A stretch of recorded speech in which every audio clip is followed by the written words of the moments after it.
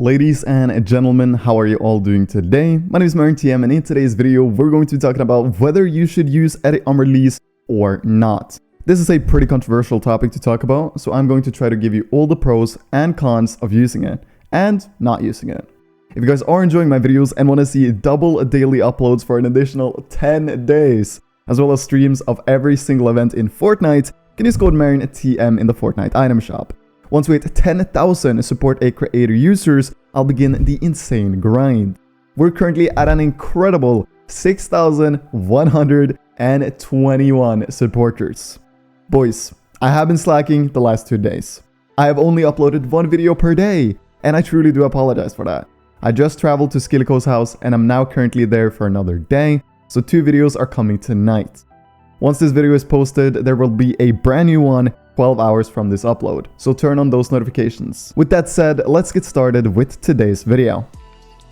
Firstly, we've got to talk about speeds. Being effective with your edits in Fortnite is definitely not a bad thing, so the question is using confirm edit on release faster than not using it? As you all know, I am not a 500 IQ genius, but based off mathematics, we can understand that if you master confirm edit on release, you will likely be a faster editor than without using it, because you reduce your number of clicks from 3 to 2. This alone, however, shouldn't be a reason to swap to it, so let's move on with the video. Alright boys, I'm now going to show you guys a few restrictions with confirm edit on release and why you might want to consider not actually turning it on. For instance, editing double windows, not that anyone really does this anyways, but editing double windows is simply not possible on it. You would have to double edit like this, and that can be really not practical if I'm going to be honest. And like hold edits, where you go like this and then you're going to move into the wall, can sometimes be a little bit difficult. Unless you've been playing on confirm edit on release for a long time, you'll know you have to like nearly look right up in the sky, then you can do it and then you can shoot. This can be very difficult to do, and in order to learn this, you actually got to play a lot with confirm edit on release. I personally do use it. That is because I swapped to it 3 months ago.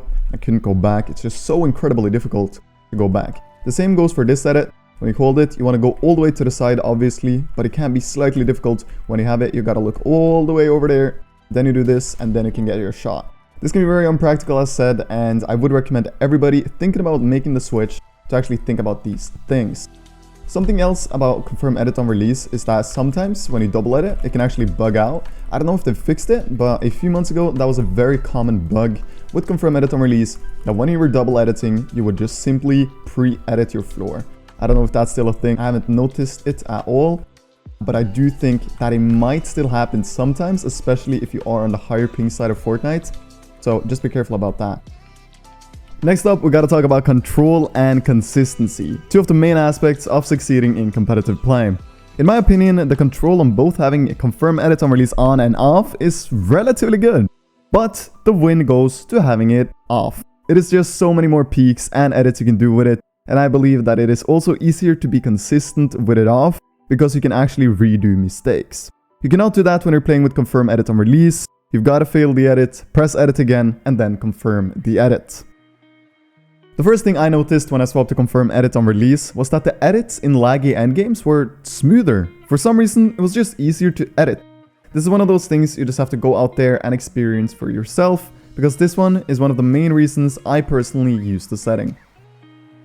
A lot of people ask me about whether they should use confirm edit on release or not, and mention that nearly no pros use it.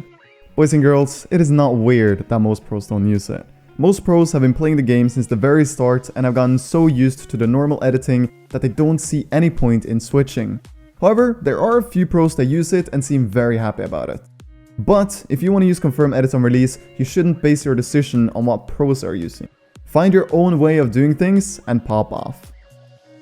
To conclude this video, as you guys clearly can tell, there are a ton of pros and cons of whether to use it or not.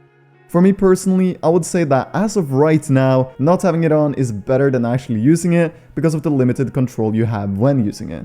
I'm not saying you can't become insane with it on, because trust me, you can, but if you don't already use it, I wouldn't recommend swapping it up. Thank you guys so much for watching today's video. I'll be back in exactly 12 hours. Mark my words. Have your alarm clock ready and those notifications on. My name is M1K3 everybody, and I'll see you then. Goodbye.